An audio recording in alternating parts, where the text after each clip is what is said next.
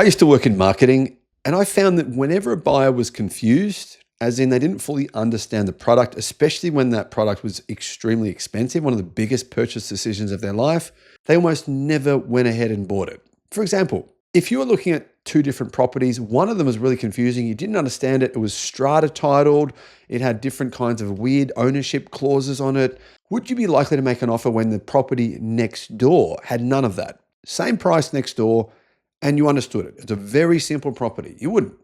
For example, when you walk into a bike shop and there's 6,000 different models of bikes, and the person helping you can't explain the differences between these models of bikes because honestly, he's new and he's a bit confused himself. There's so many different models. Are you likely to go ahead and make a purchase? Probably not. The mainstream media is doing the same thing. They're confusing electric car buyers, and this is leading to analysis paralysis. People are walking away and saying, there is so many electric models for sale, so many different electric car models. This is great, but I don't understand the differences between them. One's a lithium-ion battery, one's an NMC, one's an LFP, one's a ternary. What does this all mean? People are really seriously, honestly confused. And there's really one reason for this. The mainstream media is confusing them because the mainstream media doesn't understand electric cars themselves. Hello, my friends. Quick video to show you the difference between watching, say, an EV-specific YouTube channel or an EV-specific publication versus reading mainstream media stuff. Now, the mainstream media does put out a lot of content. Websites like Car Expert put out a lot of content, but often that content can be exceptionally confusing or exceptionally misleading. This is really the perfect example of how, the mainstream public are kind of being misled a bit by websites that are not specifically dedicated to electric cars because the writers on there, they cover too many things, too broad, and they don't really understand sometimes what they're talking about. Hello, my friends. Welcome to the channel. I'm Sam Evans. You're watching the Electric Viking. Great to have you with us. This video is completely off the cuff, by the way. I might as well do a live video because I'm just going off the cuff here. What's happening here on this article? What am I talking about? Well, Car Expert put up an article here saying that these are the longest range electric cars you can buy that are mid-sized SUVs in Australia. There's actually quite a lot of them. There's heaps. There's there's about nearly 20 mid-sized electric SUVs. These are the longest range versions you can buy. Just kind of interesting. Number one is the Audi Q6 e-tron. It has a 100 kilowatt hour battery, which has 641 kilometers of range. So that's pretty good, right? That's what, 400 miles of range. Q6 e-tron. Now, it's a nice car, but of course, very, very expensive. I would say 98% of the people reading this publication wouldn't be interested in that, or second placed Porsche Macan Electric, which also has the same platform, the same battery. It's got 641 kilometers of range as well. Really good range, like I said. I mean, EVs are really, really improving. Same thing though, prices are a bit expensive. You're looking at, over $140,000 for the Macan Electric. So most people, that's really probably only 1% of the car buying population who would be interested in that segment of car. Regardless, that doesn't matter. Get down to the Polestar 4, that's in third place with 620 kilometers of range from a 94 kilowatt hour battery. Hyundai Ioniq 5, fourth place, equal with the Xpeng G6, pretty much the same battery. Ioniq 5 has an 84 kilowatt hour battery, Xpeng G6 has an 87.5, both giving it 570 kilometers of range, both of their models. Skoda Enyaq is next. Now the Enyaq numbers I don't believe are accurate. Very unlikely Skoda is getting the same range as those two cars with a 10 kilowatt hour size smaller battery pack. 561 kilometers of range. So Skoda is saying we get 9 kilometers less range with a 10 kilowatt hour size smaller battery. If this were true, Skoda has discovered some sort of miraculous engineering feat that no one else has discovered from this list, because that would mean that their vehicle is incredibly, incredibly efficient, on par with Tesla. In fact, more efficient than Tesla. Tesla Model Y was next with 551 kilometers of range from an 81 kilowatt hour battery.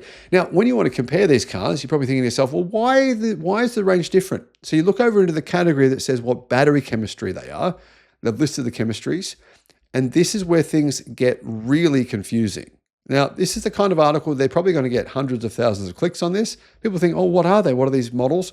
Compare them, And then they're looking at them thinking, what are these batteries? I don't understand. What does this all mean? What do I mean by this?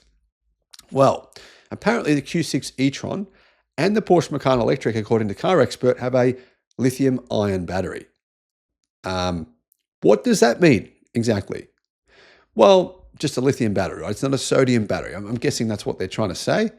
But this is where my mind started to think to myself, what are they talking about? Because they said the Polestar 4 has a different battery to the Porsche Macan Electric in terms of chemistry and the Audi Q6 e-tron. So it's a different battery, different chemistry. Apparently now it's not lithium-ion battery chemistry, it's lithium NMC. Okay. Next, we have a Hyundai Ioniq 5. Apparently this has a lithium-ion battery, not a lithium NMC battery. Xpeng G6, it's lithium NMC, not lithium ion. So all of a sudden, people are thinking to themselves, well, the Hyundai Ioniq 5, the Porsche Macan Electric, Audi Q6 e-tron, they have lithium ion batteries. The Polestar 4 and the Xpeng G6 have lithium NMC batteries. Same thing goes all along this list, guys. Continue confusion here. The Depol SO7 has a ternary lithium battery. First of all, that's completely false. It doesn't have a ternary lithium battery at all. If it did, well, Depol, the SO7, if it did have a ternary lithium battery, then that would imply it had an NMC lithium battery. So a battery with the chemistry in the cathode, that's NMC. It doesn't, but anyhow, we'll get to that in a second. Next, the Mercedes-Benz EQB has a lithium-ion battery. So does the iX3. So does the Toyota BZ4X. Geely EX5, though, has a lithium iron phosphate battery. Atto 3, this is correct, actually. They got this one right. Atto 3, lithium iron phosphate. Leap Motor C10, lithium iron phosphate. And then the Subaru Solterra has a lithium ion battery. Now, let's just ignore the LFP batteries because they got those ones right.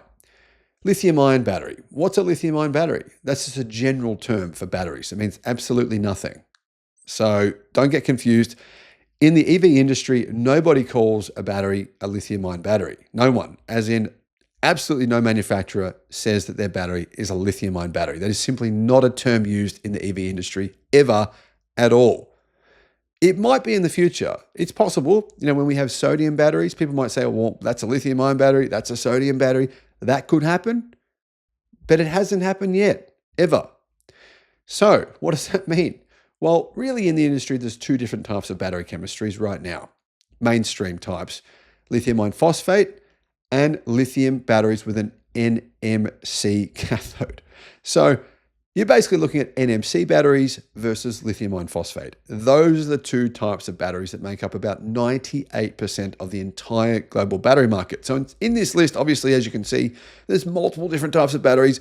Very confusing. That's not really true in the real world. In the real world, it's simply NMC or LFP. NMC batteries usually have higher chemistry, energy density. You get a bit more range out of an NMC battery. They're a bit lighter as well than LFP.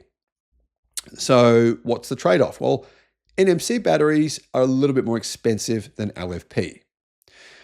And when it comes to the newer, more advanced LFP batteries, the ones that are just coming out in China, just been out for around 6 months, those LFP batteries can charge faster than NMC. That didn't used to be the case. LFP batteries used to be much slower. And it still is the case for like the mid-end cars, but the newer LFP technology can charge at around 600 to 900 kilowatt. Now, you can't get that technology yet on EVs here in Australia, but that's coming very, very soon. On the new Zeekr 7X, that will have that battery technology, the short blade battery, in fact, a golden brick battery as well. That's coming to the new Zeekr 7X, which will enable up to 600 kilowatt fast charging. But anyway, the big two differences here. Current battery LFP technology in cars today, it has a lower energy density, usually charges slower than NMC. So NMC batteries you'd think are better, right? They're lighter, they have more energy density, give you more range. And that's true, but LFP batteries are considered to be able to last a little bit longer. To be honest, I don't think it makes much difference. From real world data we've seen, they both will last you a long time and they'll outlive the life of the car in almost all cases. So when Car Expert calls a battery, it says the Audi Q6 e-tron has a lithium-ion battery, whereas the Polestar 4 has a lithium NMC battery. That's just false. Both of them have NMC chemistry batteries. That means the Macan Electric has an NMC chemistry, e-tron NMC, the Hyundai Ioniq 5 NMC, Xpeng G6 is NMC, Skoda Enyaq also NMC, Kia EV5 is LFP. That's correct. Tesla Model Y, NMC, the base model, Tesla Model Y, which as you can see isn't on this list for some reason, that has a lithium iron phosphate battery. The mid-range, the dual motor Model Y, that has an NMC battery. Q4 e-tron, lithium iron phosphate or lithium iron NMC battery. Well, it's NMC. Obviously, they've listed as lithium iron for some reason. LFP C-Line 7. Now, the Deepal SO7 is a ternary lithium battery. Does that mean it's got a different battery to all these other cars? No, it doesn't. In China, this is what they do. They refer to NMC batteries as ternary batteries. So in China, you might hear the word ternary battery. In fact, it's very commonly found on Chinese websites. They'll say, this has a ternary battery. And it's just a general reference to a battery that's not lithium iron phosphate and therefore is almost always an NMC chemistry battery. So rather than writing ternary lithium, what they should have done is simply written what they've got here, lithium NMC. That would have been the correct explanation. I hope that kind of helps to solve this issue because there's a lot of confusion. A lot of this confusion is coming from articles like this, from people who, to be fair, it's their job to write about cars, but it's not their job to write about electric cars. So you can clearly see that if someone really understood their job, this chart would never exist to begin with. This is very basic level knowledge. I think most of the people watching this channel, probably 80% of the people who watch this channel, they'd be like, Sam, this is freaking boring. Why'd you make this video? I already know this stuff. So we're talking about, hundreds of thousands of people out there who could have correctly done this chart, right? Hundreds of thousands of people could have correctly done this chart, but mainstream media, maybe they're not that interested in EVs. I don't know what it is. It does surprise me that in 2025, after electric cars have been out for 15 years, we're seeing this kind of confusing information. The public is going to see this and just go, what the freak is going on? What are all these batteries? According to this chart, there's 5 different types of batteries, but there's actually only 2, really. Yeah, really, to simplify things, there's really only 2 different types of batteries in this list.